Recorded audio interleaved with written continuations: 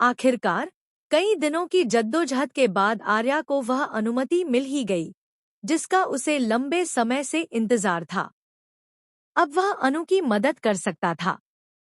पूरे मोहल्ले की औरतें, जो पहले से ही अनु का साथ दे रही थी, अब आर्या भी उनके बीच खड़ा था, एक साथी के रूप में, एक मददगार के रूप में।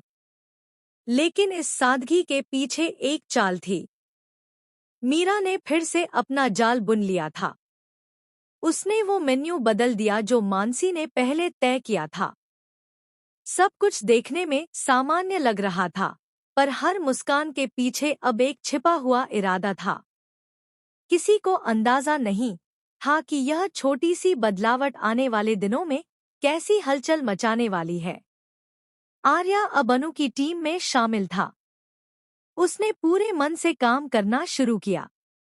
लेकिन अनु के दिल में अभी भी उसकी बातों की चुभन बाकी थी। जब भरोसे की जरूरत थी, तब आर्या ने उसका साथ नहीं दिया था। और अब जब हालात कुछ संभलने लगे थे, तो वह वापस उसके सामने खड़ा था, मददगार बनकर, पर एक अपराध बोध के बोझ के साथ। आने वाले एपिसोड में कहानी और पेचीदा हो जाती है। अनु अपने अंदर के तूफान को छिपाने की कोशिश करती है, लेकिन उसकी आंखों में आर्या के लिए गुस्सा साफ झलकता है। फिर भी दोनों एक ही जगह काम कर रहे हैं। आर्या सबके सामने कहता है, मैं यहाँ किसी एहसान के लिए नहीं आया हूँ। जो भी काम मिलेगा मैं एक वर्कर की तरह करूँगा।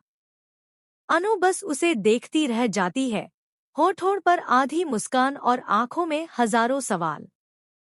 वह जानती है यह वही आर्या है जिसने एक समय उस पर शक किया था, जिसने उसके भरोसे को तोड़ दिया था। और अब वही आदमी उसके साथ खड़ा है। थोड़े दिनों बाद दोनों एक साथ बाजार निकलते हैं। माहौल में हल्की ठंडक है, हवा में मिठास और अनकही बातों का बोझ। अनु धीरे से कहती है, आप भरोसे की बात मुझसे कीजिएगा ही नहीं, आर्या। क्योंकि जब भरोसा जताने का वक्त था, तब आपने वो भरोसा जताया ही नहीं। आर्या कुछ पल चुप रहता है। उसके चेहरे पर पछतावा साफ झलकता है। फिर धीमी आवाज में कहता है, अनु, मैं अपनी गलती मानता हूँ। लेकिन मैं कसम खाता हूँ, असली गुनाहगार को पकड़ कर रहूंगा। उसे सबके सामने लाऊंगा और सच उजागर करूंगा।